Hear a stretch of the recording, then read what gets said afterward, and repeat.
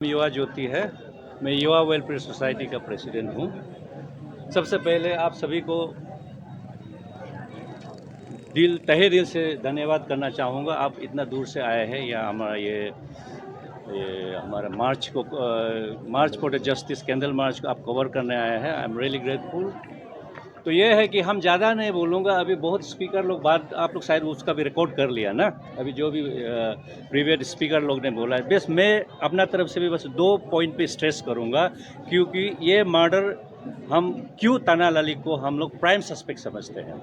Number one ये है कि ये अभी जो एलिगेशन लगा करके जो ताना काचिन को जो कस्टडी में रखा हुआ है, तो वो लोग बहुत ही बचपन से दे हुए बदीश, और बताया जा रहा है कि वो एडमिट किया है। इसमें भी कन्फ्लिक्टिंग है। आपका ये प्रशासन का जो स्टेटमेंट आपने सुना होगा, अभी फेसबुक में वायरल हो रहा है, उसमें भी थोड़ा कन्फ्लिक्टिंग है। कभी बोलता है हाँ मारा है, कभी बोलता है ओवरडोज से मरा है। एग्जैक्टली स्पेसिफाई नहीं कर रहा है वो ओवरडोज से मरा है ना असोल्टेशन से मरा है। तो हमारा प्राइम नंबर 1 हमारा ये पॉइंट है कि वो दोनों दोस्त अगर दोनों में स्कपल हुआ, कुछ लड़ाई हुआ, कुछ बात पे लड़ भी सकता है, तो वाई नॉट वो दूसरा दोस्त का उस काचिन का बॉडी में भी कुछ तो सिम्पटम होना, कुछ स्क्रैच वगैरह, कुछ इंजुरीज मार्क तो होना चाहिए था। दोनों फिजिकली आप देखें, फिजिकली देखने से जो डिजीज थे युवा गुरबा वही सुपीरियर है, वही बॉडी उससे बेटर बिल्ड है। लेकिन जब इस कपल हो के इतना डेथ तक अगर मारपीट होता है तो उसका बॉडी में भी कुछ होना था। तो वो चीज़ आप आराम से देख सकते, बहुत क्लियरली देख सकता है। हमारा ये जो यूनिवर्सिटी का जो हमारा सिक्योरिटी ऑफिसर जो वीडियो रिकॉर्डिंग, वो आप लोग चाहे तो उसको आप लोग को प्रोवाइड कर देंगे। वो अभी वायरल है, वो वहाँ देख रहा है, वो प्रेस है, अपने पूरा इंटरव्यू दे रहा है, पूरा प्रेस है। कुछ बॉडी में कुछ ये दाग वगैरह नहीं ना, no wear and tear, no scare, nothing. लेकिन जो मरा है उसका फोटो को भी आप लोग को शेयर कर देंगे। कितना ख़राब से असल्ट हुआ, पूरा ब्लीडिंग हो गया नाक से, आपका पूरा यहाँ में पूरा सोलन हो गया, यहाँ में आपका स्ट्रेंगुलेशन का मार्क है, फिंगरप्रिंट्स मार्क्स है। तो हम लोग ये नहीं समझता है कि वो लड़का का काम होगा, क्योंकि इसमें एक बात है जो प्रीमा फेसी जो बताता है, जो सर्कमस्टेंशियल एविडेंस जो बता रहा है, वो इंसिडेंट हुआ अराउंड 8 to 9:30 का बीच में। वो लड़का खुद ही स्पेसिफाई कर रहा है, वो सिक्योरिटी ऑफिसर के सामने में 9:30 को अगर वो इंसिडेंट हुआ तो आप 5 बजे तक क्या कर रहा था? 5 बजे तक आप आके पेरेंट्स को खबर कर सकता था। 5 बजे तक आप ऐसा नहीं कि जैसे आप पहले स्पीकर भी बताया, वो उसको पता नहीं, क्योंकि बेटा का फैमिली को अच्छा से मालूम है ये इसका काचिन का बाप जो, वो लोग इनफैक्ट वो देवर नेबर्स, बहुत पहले नेबर्स था। तो ये लोग बचपन से साथ में घूमने फिरने वाला लड़का था, अच्छा से जानता है इसका पेरेंट्स कहाँ रहता है, रिलेटिव्स कहाँ जानता है, कहाँ रहता है।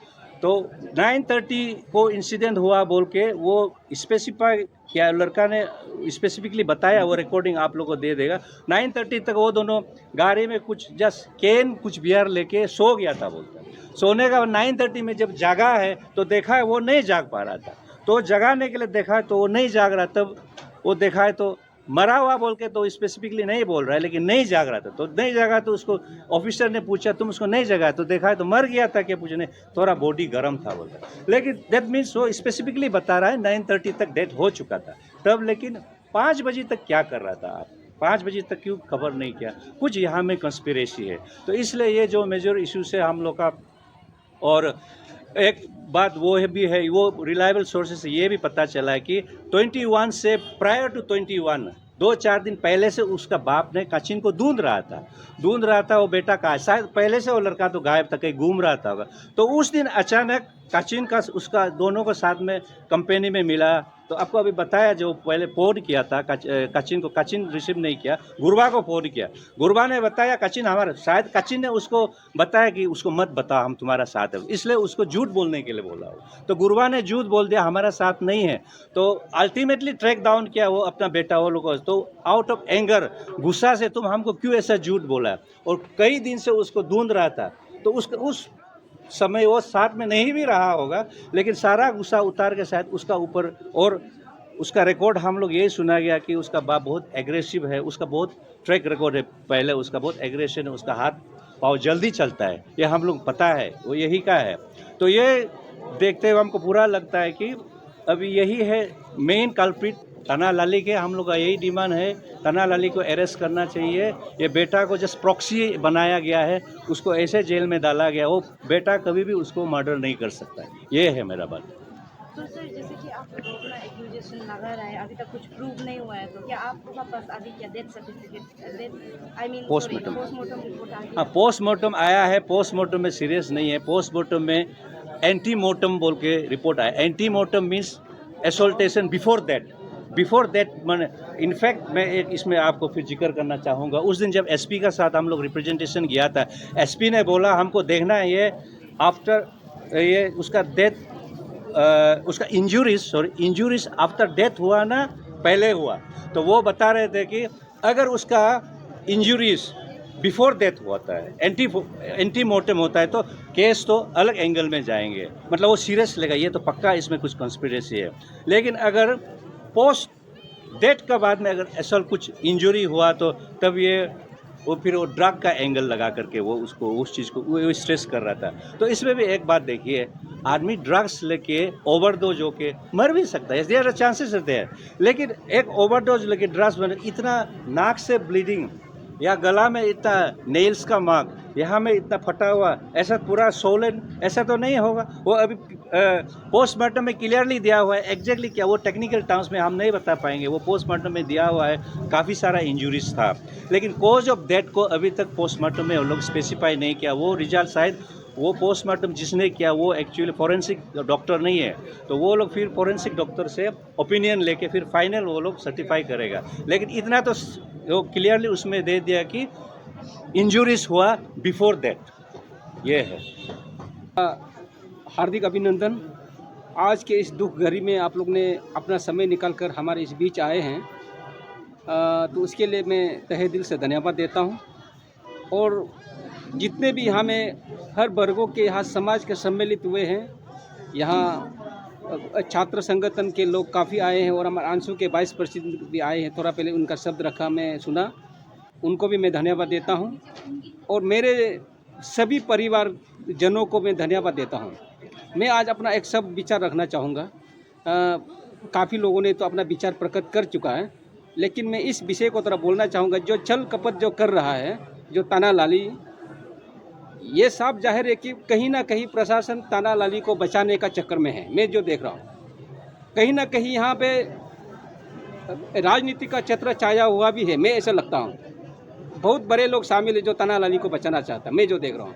और आप देखिए, किसी को आप अगर गाड़ी में सीट में ड्राइवर के सीट में बैठा होगा, मीडिया कर्मी आप लोग बता रहा हूँ, एक पंच से तो किसी को नहीं मार सकती।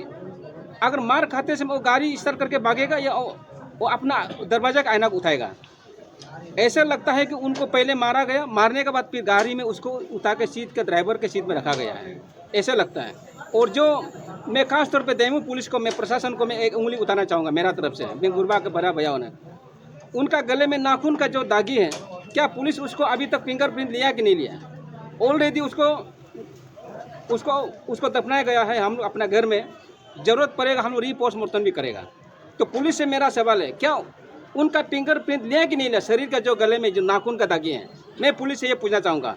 और जिस रात में पुलिस आया था, जो रात में डेड बॉडी को जो क्राइम सीन में गया था, उन पुलिस को भी मेरा तरफ से प्रश्न है, क्या आप परिवार को नहीं बता सकता था? क्या आप डायरेक्ट जाके और ताना लाली को कैसे आप गाड़ी चलाने देगा? कहीं ना कहीं इसमें कहीं ना कहीं प्रशासन का, मैं ऐसे लगता हूं कि थोड़ा सा गलत रवैया है, उनको कहीं ना कहीं बचाना चाहता है, मैं ऐसे लगता हूं। और ये मैं कहना चाहूँगा, अगर ये जस्टिस हम लोग को नहीं मिला तो हम लोग ईटानगर टेनिस कोर्ट पे भी हम लोग अपना धरना, हम लोग विरोध दर्ज करेंगे। और माननीय गृह मंत्री और माननीय मुख्यमंत्री और डीजीपी आईजीपी से भी मेरा अनुरोध है कि इस जो विषय जो आज हमारे डेमू में जो घटना हुआ है, मैं उनको सोचता हूँ कि आप सरकार उनको थोड़ा गंभीरता से सोचे। अन्यथा ये अगर जस्टिस नहीं मिलेगा तो ये चिंगारी आग बहुत आगे जलेगा। क्योंकि आपको पता है, जब आग जलता है तो धुआं निकलता है, जब आग ही नहीं जलेगा धुआं नहीं निकला। और आज यहाँ मेरा सम्मिलित होने का कारण क्या है? हम लोग आज यहाँ आग जलाया, क्या क्यों आग जलाया? लोगों को बुला के। ये आग जलनी चाहिए, ये आग नहीं कि किसी का घर को जलाना चाहिए। ये एक समाज में हम लोग एक सुधरना है, ऐसे नहीं होना है। उनका पिताजी बहुत एग्रेसिव वाला, मैं उनका वीडियो को देखा हूँ, इनका बाप का ही उनके सारा हाथ है। उनका बेटा को बहला फुसला के रखा कि आप ही मर्डर किया है, बोलो पिताजी को बचाने, ऐसे करके रखा हुआ है। लेकिन सारा बाप का है, क्योंकि मेरा भाई इतना खत्ता खत्ता मोटा तगड़ा था, उसको एक से कभी नहीं मार सकता है। कहीं ना कहीं उनका परिवार पूरा सम्मिलित है, परिवार के द्वारा सारा संयोजित किया गया है, मैं ये मानता हूँ। इसलिए हम लोग ये अगले हफ्ते हम लोग सरकार को भी ईटानगर में हम लोग अपना एक निवेदन पत्र हम लोग देंगे सरकार को, और उनको हमको जैसे भी जस्टिस चाहिए। अगर न्याय नहीं मिलेगा तो हम लोग हमारा ये विरोध दर्ज हम लोग आगे चलते रहेंगे, यही मेरा है। और फिर एक बार मैं कहूँगा दैमुख पुलिस प्रशासन को, आप लोग सही ढंग से जांच कीजिए, क्योंकि आज हमारा हुआ है, कल आपका परिवार में भी बीमार किसी को लग सकता है। और हमारे पापुम पारे के पुलिस अधीक्षक से मेरा एक मेरा निवेदन है, आप जहाँ तक सोशल मीडिया में कमेंट नहीं करना है। 2 बीबी 3 बीबी कोई ले सकता है, और अरुणाचल प्रदेश में 6-10 बीबी लेने वाला उनका बेटा ऑफिसर बना हुआ है, इसको आप कमेंट नहीं करना है। और 2 बीबी 3 बीबी भी ले सकता है, कल आप भी ले सकता है, इसमें कमेंट नहीं करना चाहिए। ये एक निजी हमला है, ये हमारे भैया तागोर के ऊपर ऐसे कमेंट नहीं होना है। आप एक जानकारी अधिकारी, आप एक न्याय को जान के आने वाला आप एसपी मिला हुआ है, और आप हमारे भी परिवार के लोग हैं कि कहीं ना कहीं आप भी हमारे रिश्तेदार हैं, तो आप ऐसे गलत नहीं सब निकलना आइंदा, क्योंकि ये निकल हम लोग को भी दुख होता है, क्योंकि हमारा परिवार जो कष्ट से हम लोग गुजर रहे हैं, तो हम लोग के समझ सकता है। इसलिए मीडिया के माध्यम से मैं बोलना चाहूँगा कि पुलिस किसी भी हालत में ताना लाली को अरेस्ट करना चाहिए। अगर नहीं करेगा, ये आंदोलन हम ईटानगर टेनिस कोर्ट तक ले जाएंगे। जय हिंद, धन्यवाद। पिताजी नाते मैं यही अपील करना चाहता हूँ कि मेरा बेटा 21 का रात को इनका देहांत हो गया। ये आदमी मर्डर केस है, इसका ऊपर हमको न्याय मिलना चाहिए। और मैं यही उम्मीद करता हूँ कि हमारा पुलिस प्रशासन, दैमुख पुलिस स्टेशन का आईओ है, ओसी है, उसका बाद हमारा ये डिस्ट्रिक्ट का एसपी है, इन लोग का तरफ से मैं यही उम्मीद करूँगा कि मेरा बेटा का जो मर्डर केस को जस्टिस मिलना चाहिए। और मैं यही अपील करूँगा, और जो भी इस ऐसे सिचुएशन में जितना भाई भैया, जितना हमारा काजन, हमारा रिश्तेदार लोग जो उनका तरफ से इनको अगर अन पार्लियामेंट वर्ड अगर इस सेंटिमेंट समय में बोला है, तो एसपी साहब आप भी जांच कीजिए। आपका कल का जो इसमें अपने जो मीडिया में जो बात किया है, उसको मैं पूरी तैयार नहीं हूँ। उसका ऊपर आपने बोला, ये एक एक्चुअली इनको ये शब्द को कहा बोलना चाहिए। अब एंटी ड्रग का अगर इसमें कहीं अवेयरनेस कैंपिंग होता है, ऐसे केसेस में बोलना चाहिए। और ऐसे भी होना चाहिए कि आप एक साइड का बात सुन के ये लूज तो को अच्छा नहीं लगा, तो कम से कम हमारा P sector near poultry farm colony में आके मेरा परिवार को, माँ पिताजी को आपका तरह से या आपका पुलिस का तरह से हम लोग को इन्वेस्टिगेट करना चाहिए। मेरा बेटा इस